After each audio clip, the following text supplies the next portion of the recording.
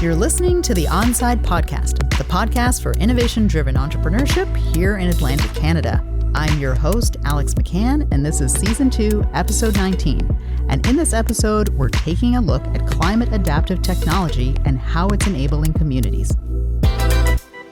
Our guest today is Matt Mizzi, founder and CEO of Drinkable, the world's first accurate, affordable, and easy-to-use handheld water testing device. Matt has a degree in environmental science from Acadia University. He's a venture capital enthusiast, and Drinkable is the winner of the Bio-Innovation Challenge. All right, Matt, thanks so much for joining us here on the Onside Podcast. Welcome to the show. Oh, it's great to be here, Alex. Thanks for having me. Okay, awesome. Well, we'd love for you to share a little bit about your background, who you are, and who is Matt Mizzi. Matt Mizzi is an environmental scientist by education. Born and raised by a engineer turned CEO. So I had some blueprints to follow there. And I got entangled in the world of venture capital through a competition at my school. And then that led to me actually getting a job as a research analyst for a managed fundraising firm, doing Series A investment raising for medtech companies in Toronto. Did that for about 6 months and determined that I wanted to leverage my environmental science education with my venture capital learnings and go out and gather money to work on the most pressing problems from an environmental science perspective. Okay. That sounds like a really interesting background with a lot of, I would say, twists and turns. So science, VC, investing. And so your company is called Drinkable. How did you get around to creating Drinkable as a company, and what does Drinkable do? Well, Drinkable is creating a handheld device, and we like to call it the world's first easy-to-use, affordable, and accurate water testing device for consumers. So the idea there is we're going to take really advanced technology and pare down the use case of that technology below technicians, which is usually what testing equipment is designed for, so that it's a button press. We stabilize the water automatically. We test for all the appropriate analytes that you should be concerned about, as opposed to getting the consumer to figure that out. And it's semi-reusable, so it's got a consumable cartridge, but you can reuse the device over and over again, which makes the testing process much less painful. And that's especially pertinent in our target market, which is well users, because they're supposed to be testing every 6 months to a year, and almost no one tests because of the obstacles involved. So we're trying to fix that. Okay. Well, I know there are a lot of folks here in Nova Scotia and Atlantic Canada that do use well water, and I've heard some pretty bad stories about people realizing that their well water is contaminated and not having access to fresh and clean water. And I know we talked a little bit before about how you got the idea to create the company, and I think you said you met some of your co-founders at a hackathon. Like, how did that happen? Yeah, so Aqua Action is a water initiative-focused organization out of Montreal or Quebec. And they have, I believe it's 3 different chapters of this competition. One of them is the Atlantic Canadian Aqua Hacking Challenge. And it's a 9-month challenge where they reveal a set of selected water problems, and you are in competition to develop solutions for those problems. And one of them was well water testing. And I had previously dabbled in water treatment and identified that water testing was likely the biggest bottleneck for the access to clean drinking water in Canada, and didn't yet know that was obviously the case for the rest of the world, but have learned that since. Yes, I myself, I've traveled. We talked a little bit about you traveling kind of internationally. I know you lived in Australia and Norway and been a whole bunch of places. Myself, growing up, I also lived. My father was a medical doctor, and we lived in a variety of developing countries, in Thailand and the Ivory Coast, in West Africa. And access to clean water was a very important issue for health, well-being, all of those kinds of things. It's surprising how few places in the world you can drink the tap water. I think very few people are aware of that haven't left. And it's actually one of the most interesting groups of people that we're now targeting on the marketing side, because most immigrants who come here, it takes them like 3 years to trust the tap water. One of our co-founders, Robert, who grew up in Ghana, still boils and then filters every single cup of water he drinks. Oh, interesting. And he's on Halifax Water Supply. So we're getting a lot of interest from people who, regardless of the logic behind it, the emotional anecdote from seeing people getting sick drinking tap water is ingrained in a lot of these people. Yeah. Sometimes when my children start asking for all kinds of things and I get a little fed up with their privilege that they have, I tell them, you have no idea how lucky you are to live here in Canada. You have fresh air, clean water, and safety. Like, these are things that you just take for granted, and clean water is one of those things that they roll their eyes at me because they think, oh, you know. But I've been a lot of places where that is not the case. And, up north here in Canada and other places, it's not quite the same. And we do sort of take it for granted. Although I think every once in a while we get some boil water advisories here around Halifax with Halifax Water. It presents an interesting problem for us because almost no investors grew up in those environments. The privilege that sets them up for success in their field often leaves them ignorant of the challenges that are faced around the world and even in rural environments here in Canada. So that's been one of the biggest challenges for us, is actually educating them in the process of the pitch. Interesting. Then that's a really good point. So why don't you help some of our listeners who are tuning in, help us kind of understand, why is clean water important? Like, what makes it so difficult to get it in different places? I mean, I feel like people should know this, but as you said, like, if you've always grown up and always had clean water, you just sort of take it for granted. So why is clean water helpful? Why is it good to have? Well, I think it's so elementary that it can often offend people to try and break down why it's so important. But it's part of literally everything. Like, it's part of the machines we rely on. It's part of the pharmaceutical industry we rely on, the medical system, our agricultural system, our heaters. Like, if the wrong water goes through the heating system, the machine breaks, we don't get heat. The petroleum industry for the energy that we very much take for granted. Everything. Soldiers on the ground who don't have access to clean drinking water, and then everyday people who very much rely on it to survive and to thrive. And yeah, I mentioned the statistic in the last episode, but clean drinking water or a lack of access to clean drinking water results in about 50% of the world's medical issues or hospital patients. And that is likely going to get a lot worse. Like, the trends are pointing in some very scary directions, and it's soon. It's like 2040, 2030, 2050 before we're facing completely different realities than now. And so these things, this water that's really important to us, that keeps our pharmaceutical industry turning, that keeps the lights on and the products we're used to flowing. For instance, there's a factory in Germany. It's a Tesla factory. They can't run it. It's too low in water. There's a pharmaceutical company in Texas, can't run. The water's too low. And that's going to become really normal, unfortunately, as there's more companies, more people, lower water levels, and the water complexity starts to increase because of the contamination. PFAS is another really interesting forever chemicals. It's in rainwater now. It's worrying levels in rainwater. So there's this precious thing that it's critical to everything we've gotten used to, including life itself. And it's at risk right now. So that's why water is important to me. Yeah. No, I think, well, I appreciate you sharing that, because I do think it's, we have got water here on the table.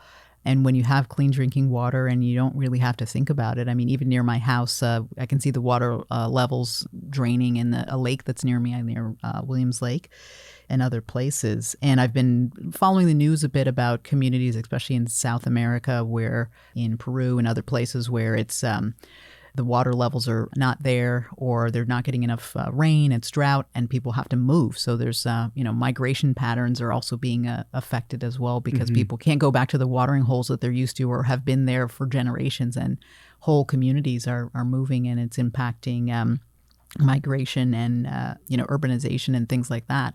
So there are all of these downstream effects as well that we are very privileged here not to be too concerned about. So I appreciate you sharing some of that. And with Drinkable, it's interesting because we talked you shared a little bit about the technology and what you're trying to do. And you have this device that allows people to easily kind of test their water. Do you feel like, is Drinkable a social purpose company, or is it just a regular business? Or do you think that you're trying to unlock social or economic value with your company? I'm going to take a very roundabout way to answer this. Okay. I am someone that thinks the animal in humans is alive and well, and that needs to be respected and represents some hardwiring that should be worked with, not ignored or against. And it's very clear to me that humans at large like climbing hierarchies, like animals in nature. It's very important to our psyche to even try. We don't necessarily even have to succeed, but it's very rewarding to even see where you lie in a competence hierarchy of any discipline. Very rewarding. And I think that competence hierarchy is changing. I don't think we value just being a billionaire anymore. That's it's not very cool. It's kind of like, well, what did you do?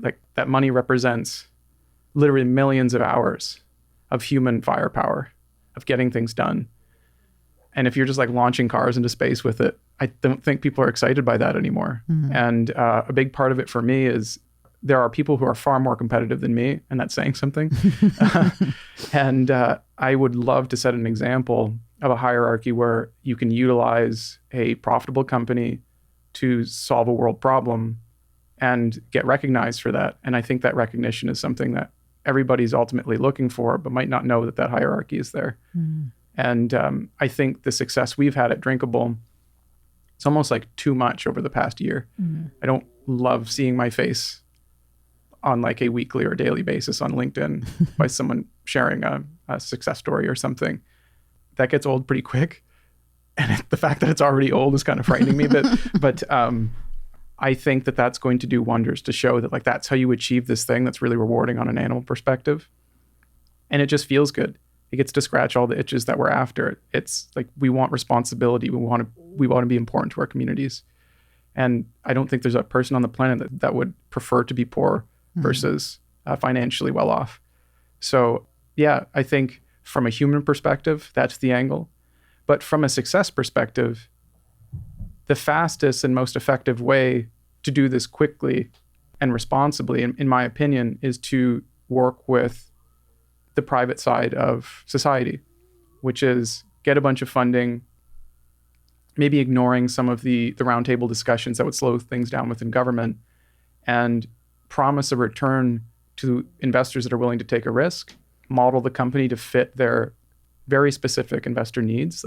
There are some human limitations to what companies can be and if they will be worth investment to investors. So just like we create a product specifically for a target persona, we're really making this for our specific individual that represents the proxy to our market. In the same way, we're collecting primary research on investors and trying to build the company as a product for them because they have a legal obligation to protect the money that they're investing from their LPs, their limited partners.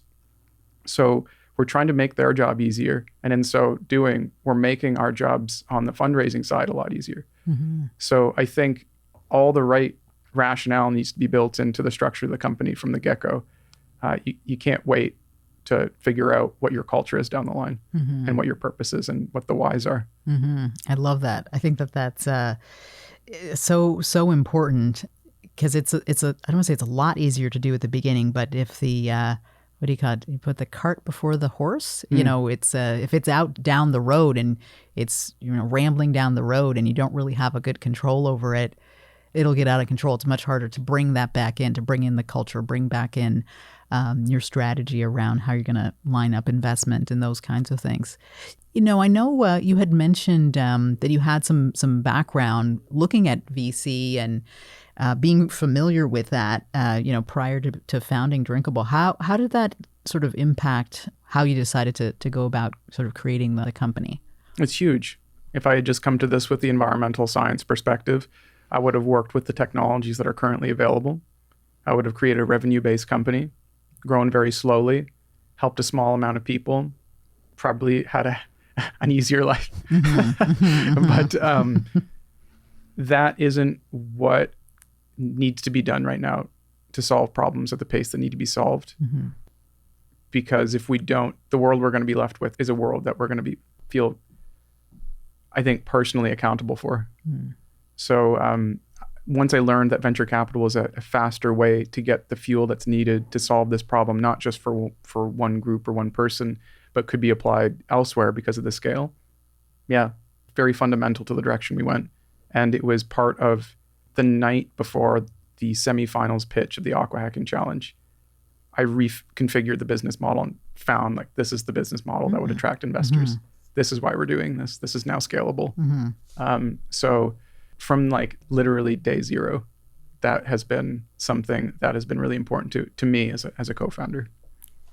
I think it's wise words that you've set out before us, and I hope that the entrepreneurs who are listening kind of take that to heart or think, say, oh, maybe this is something I need to consider, because I've known many technical founders who really love their technology and get so immersed in it, which is important. You need to have like good stuff.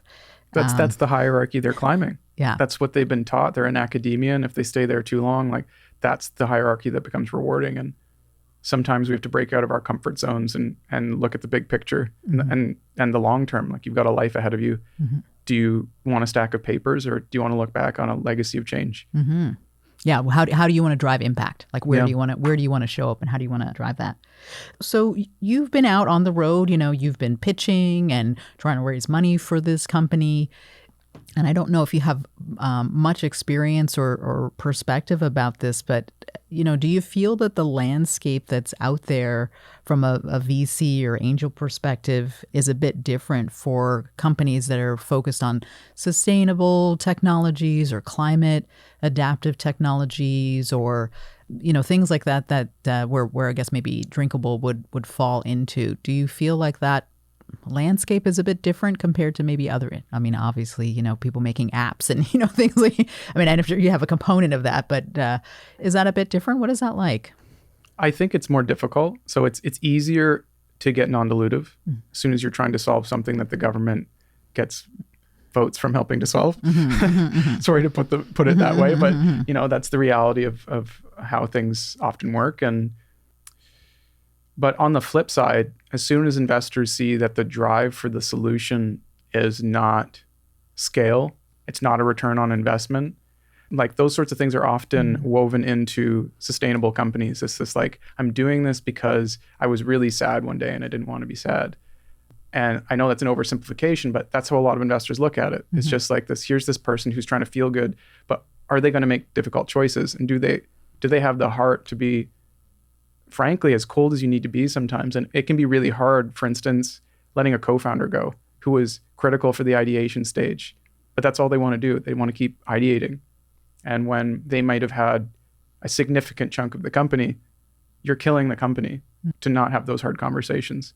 And I think a lot of investors are used to seeing some of those sustainable companies kind of lack that grittiness, that adherence to some of the stark realities of capitalism.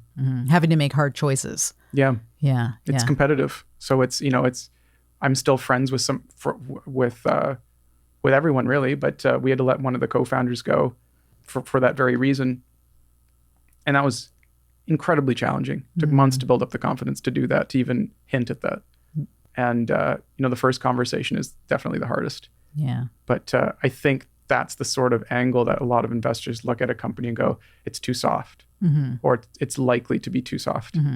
And that I've had investors just not want to hear the rest of the pitch because they're like, oh, you're a social impact company. And it's like, I can also make you a lot of money. And I know that's what you care about. So let's keep talking. Yeah. Did you see the market size here? Do you see the size of the problem? Yes. Yeah. Exactly. But that's no, I think that we've had other guests, or folks have talked about that as well. The ability to have those difficult conversations, especially if it's with a co-founder or something else, or make hard choices. And you talked, about some of the things that you witnessed with your own father having to, run his company and trying to scale it and get it to the level it needs to be. So I imagine it's, with social purpose companies as well, or, trying to solve some of these problems, even though they can make money, there's always maybe, it sounds like there's a bias maybe from VCs or things like that you might be too soft-hearted to make the hard choices.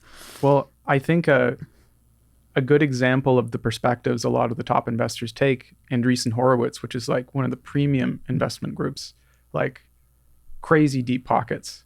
It is part of their policy to pick founders who are egotistical. Like they're looking for what was the word? Megalomaniac or something. A narcissist or something. Basically, because we've synthesized why that's important into the company. but they think they can succeed at everything. And so they aim for the top of the big mountain, and you need to be at the top of the big mountain to get the returns you need as a VC, because a single success can pay off the entire fund. And most of the companies are ultimately failures aiming that high. So we've taken a mathematical approach to that and said, okay, what's the risk we need to take? And we understand that like a solution like this doesn't get to the world unless we aim really high for all of those reasons. So we've been able to synthesize that, but ultimately it's really important that you aim high. Well, it's an interesting kind of conundrum, because you think about a company like a Uber or something like that, where they've grown, it's scaled, everybody's super excited about them, but internally their culture, they've been like hammered, relentlessly, at the same time. We've seen a lot of cases like that sort of more recently. So, on the one hand, you want to have that founder who's going to drive, think big, do the big things. But on the other hand, if you do all of that and you don't have the other supports, the culture, the other things, it can burn you at the other end as well. So there's a bit of a balance, and it sounds like you guys have thought about that and trying to navigate that to make it work for you. Well, I know one thing that we also talked about was this idea, and I really loved it in some of our earlier conversations, but this idea around empowering people with technology. And I know that's something that you're pretty passionate about with Drinkable. Can you talk a little bit about how you feel that, your technology and what you're making at Drinkable is empowering people? I think like a good way to put it is that water literacy is really low everywhere. And this is a tool that'll essentially read it out loud for you. And coming back to that statistic where like half of hospitalizations are due to just not knowing what's in the water, obviously that's empowering. If you're from a community where like you don't make it past the age of 50, or you see someone in the community like regularly dying of diseases that can be attributed to a local contaminant of some kind, knowing on that day, week, month, part of the year in the dry season that you should be going to a different well, boiling the water, running it through a filter, that to me is empowerment. And I think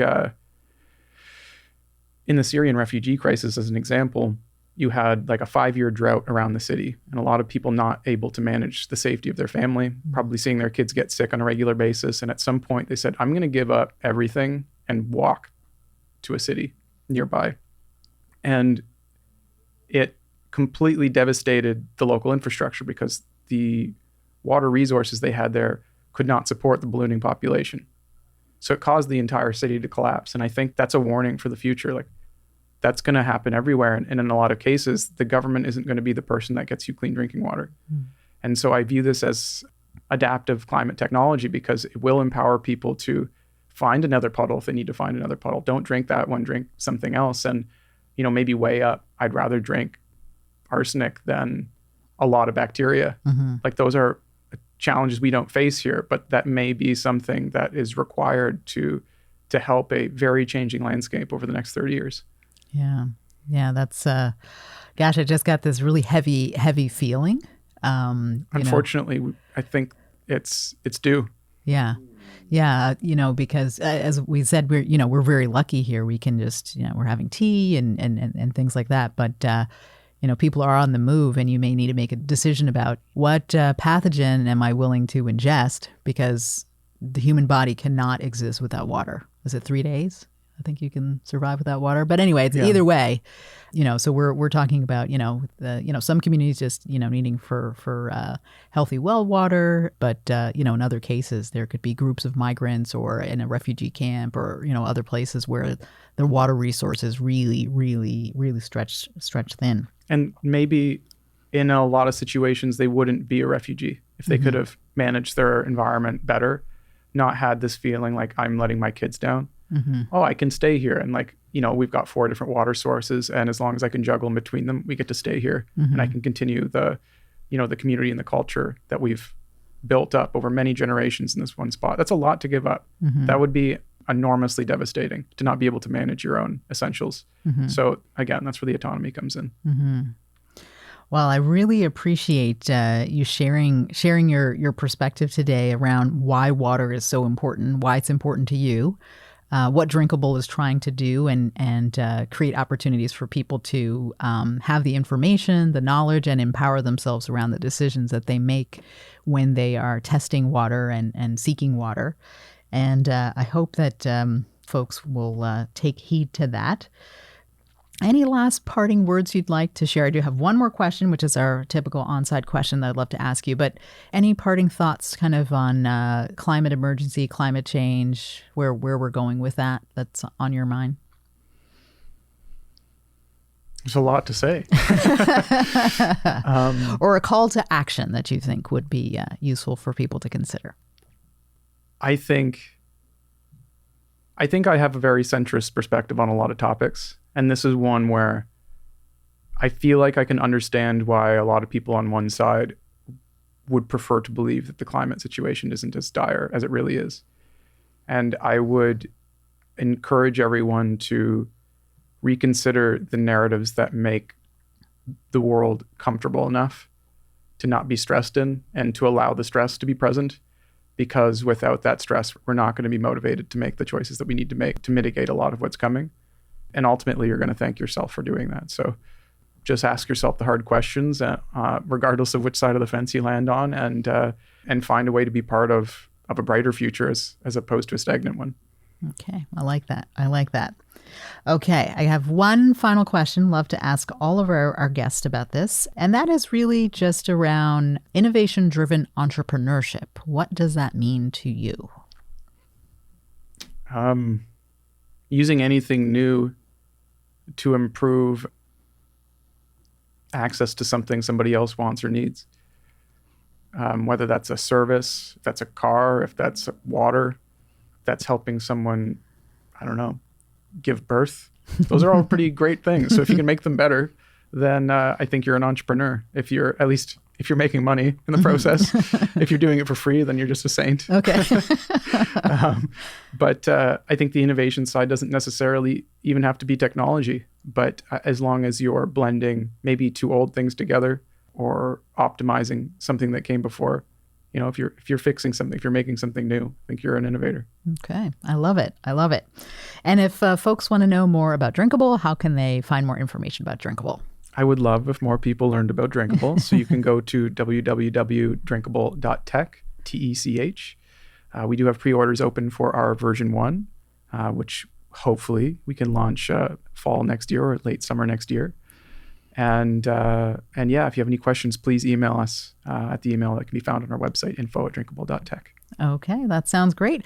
I appreciate having you here on the show, and thank you so much. Thank you, Alex. It's been great. Yeah. And for folks who want to learn more about Onside, you can, of course, subscribe to our podcast. Please do that. And you can check out our website, which is onsidenow.ca. Lots of great information about our Inclusive Innovation Monitor. And as we come to a close, I'd like to also thank Community, Culture, and Heritage. We're so grateful for your support in helping us make this podcast. And stay tuned for our next episodes. It'll be out soon. Thanks. This has been a Podstarter production.